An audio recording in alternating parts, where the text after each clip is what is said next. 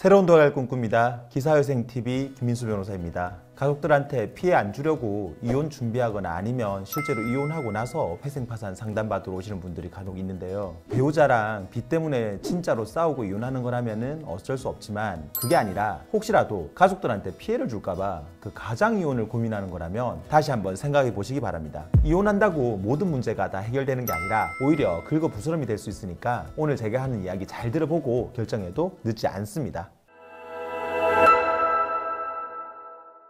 회생파산 신청을 하면 원칙적으로 배우자 관련된 서류들을 법원에서 이제 달라고 합니다. 그 배우자의 주민등록 등초본이나 가족관계 증명서 또는 혼인관계 증명서 같이 이제 기본 인적 사항을 확인할 수 있는 서류에서부터 세목별 가세 증명서나 지적전산 자료 조회 같이 배우자의 재산을 확인할 수 있는 자료들까지 법원에서 요청을 합니다. 회생파산 신청을 하면 배우자 재산이 기본적으로 어느 정도 되는지 법원에서 확인을 하는 거죠. 그래서 나는 재산이 없지만 배우자 명의로 된 집이 있거나 하는 분들은 이혼하고 신청이 들어가는 게 더 낫지 않을까?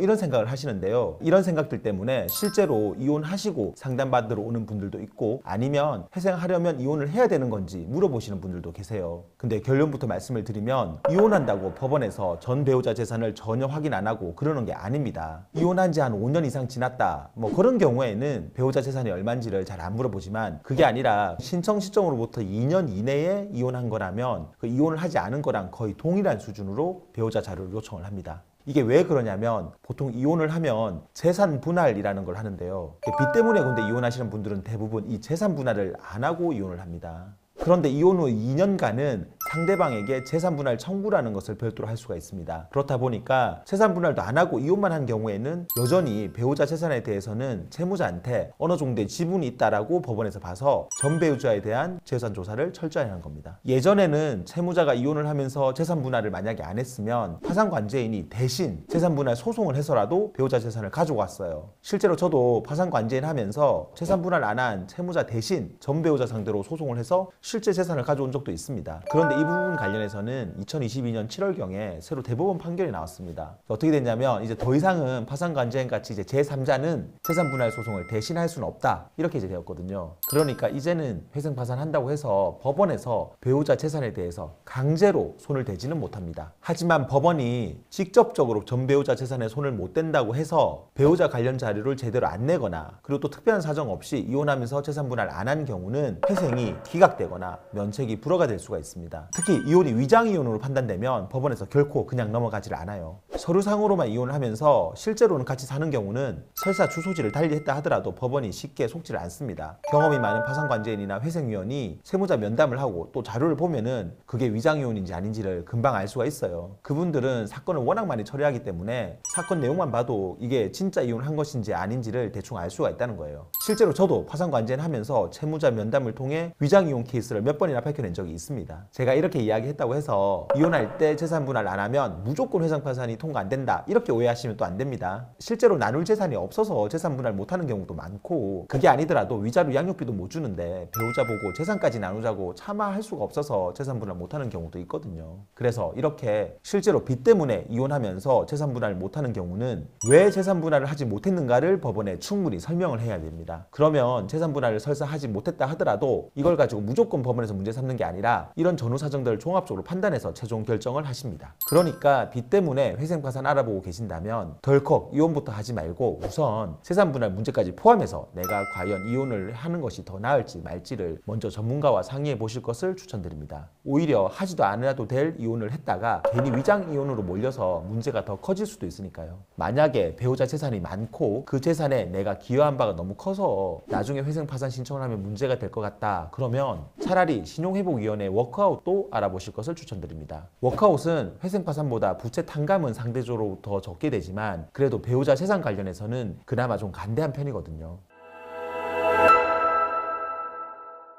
자, 오늘은 회생파산 하려면 꼭 이혼을 해야 되는 건지 그리고 혹시 이혼했을 때 재산분할 안 한 경우에 문제가 되는 건 없는지 이런 것들 설명을 드렸는데요. 오늘 영상 도움되었다면 구독과 좋아요 그리고 알림 설정 부탁드리고요. 추가로 궁금한 점 있으면 언제든지 저희 법무법인 김앤파트너스로 전화 주시면 친절히 답변 드리겠습니다. 감사합니다.